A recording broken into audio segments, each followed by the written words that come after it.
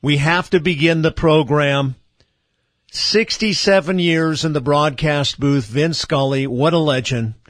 We will begin with the words and the voice of Vin Scully. Since 1958, you and I have really grown up together through the good times and the bad. The transistor radio is what bound us together. By the way, were you at the Coliseum when we sang Happy Birthday to an umpire? Were you among the crowd that groaned at one of my puns? Or did you kindly laugh at one of my little jokes? Did I put you to sleep with the transistor radio tucked under your pillow? You know, you were simply always there for me. I've always felt that I needed you more than you needed me, and that holds true to this very day. I've been privileged to share in your passion and love for this great game. You folks have truly been the wind beneath my wings, and I thank you from the bottom of my heart for joining me on this incredible journey of 67 years of broadcasting Dodger baseball. It's time for Dodger baseball. Sachs waiting on deck, but the game right now is at the plate. High fly ball into right field. She is gone! In a year that has been so improbable, the impossible has happened. 0-1 to Charlie. Swung on a high fly ball to deep left field. The Dodger bench empties. Would you believe a home run? And the Dodgers have clinched the division and will celebrate on schedule. Leave it to the Dodgers. Charlie Culberson, a game-winning home run. What a moment to have it. And would you believe his first home run of the year? That was obviously from yesterday's game. The Dodgers clinching the National League West. And the clip before that, Kirk Gibson's home run. Look, I'd love to, at least on our Impact segment, allow you to call in and share your thoughts, your memories about this man who has been in that broadcasting booth for 67 years. Vin Scully. 888-995-5552, 888-995-5552. I heard him announce the attendance, the home attendance for this year, 3,700,000, I think. So how many of us have gone to a Dodger game over the years? And he made mention in that intro tribute, he said, did you fall asleep listening to me? I am, in part, a broadcaster because of Vin Scully.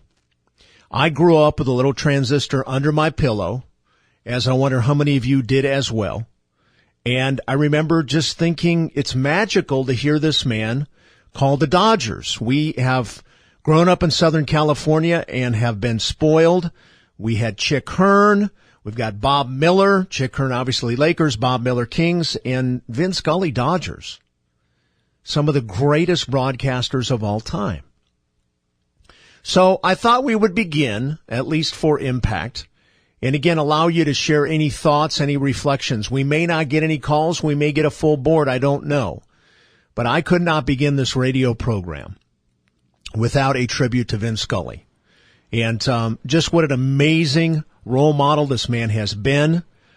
Many years ago, he and then Coach John Wooden did a public talk that was monitored by L.A. Times reporter T.J. Simers. Maybe you went to that. I almost did, but I watched it on TV. And Coach Wooden and Vin Scully were close. They actually at one time lived in the same vicinity next to each other. And as I said early on, I would hear him and think, wow, what's it like to be a broadcaster? And I couldn't have been any more than 12 or 13.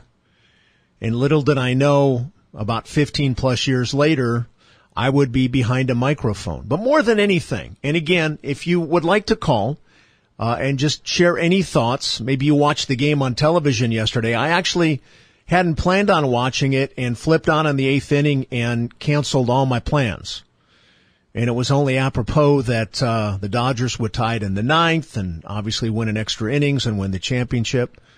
But anything you want to say about Vin Scully, 888-995-5552. I've got two more things I want to share, and then we'll take your calls if we get calls. And if not, I've got a lot of other things to cover in a short time.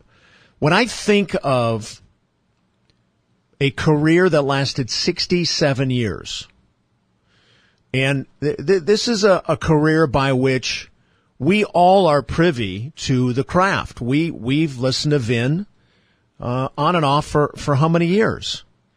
It's not like he was at a job for 67 years and no one could see or hear or monitor or judge or be thrilled by this man's ability to paint pictures and tell stories and call a baseball game. My goodness, how many people over almost 7 decades maybe weren't even a baseball fan, but just to listen to Vin Scully paint his picture. It was such a thrill and just an absolute delight to listen to this man and the way in which he shared behind that microphone. Last thing I'll say, and then we'll take a few calls. Watching the end of the game yesterday and then seeing the tribute, hearing him sing "The Wind Beneath My Wings," he sang that to his wife at one time, and just the Dodgers and the celebration.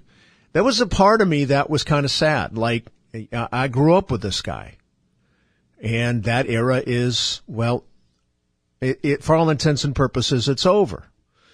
And how is his life going to be? I posted a photo that I saw making the rounds. I put it on my Facebook and my Instagram. It's him with all of his grandchildren sometime, I think, before the game yesterday.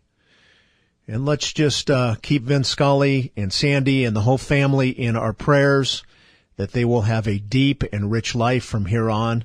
And just so grateful for everything that this man has not only brought to the sport of baseball, but the way in which he's been so professional and such a good man. This is a man that is Irish Catholic, loves his faith, tragically lost his first wife many years ago, and said if it wasn't for his faith, he couldn't have made it through. He lost a son in a plane crash, and yet, my goodness gracious, yesterday seeing him up there at 88, what a thrill. What a thrill. Thank you, Vin.